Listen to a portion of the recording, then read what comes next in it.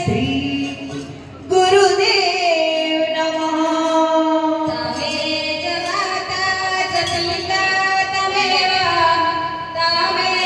मानो च सखा तमेव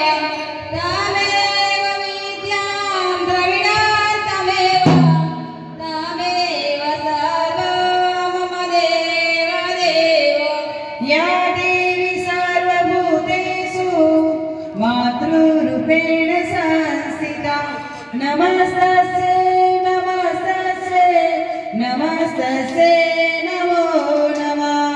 या देवी सर्वभूतेषु शक्तिरूपेण संस्थिता नमस्तस्यै नमस्तस्यै नमस्तस्यै नमो नमः।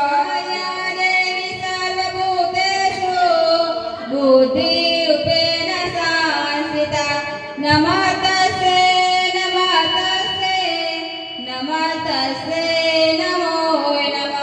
या देवी सर्वभूतेषु लक्ष्मीरूपेण संस्थिता नमस्तस्यै नमस्तस्यै नमस्तस्यै नमो नमः। या देवी सर्वभूतेषु छायारूपेण संस्थिता नमस्तस्यै नमस्तस्यै नमस्तस्यै नमो नमः। या देवी सर्वभूतेषु दयारूपेण संस्थिता नमस्तस्यै नमस्तस्यै नमस्तस्यै नमो नमः। बोलो श्री अम्बे गौचर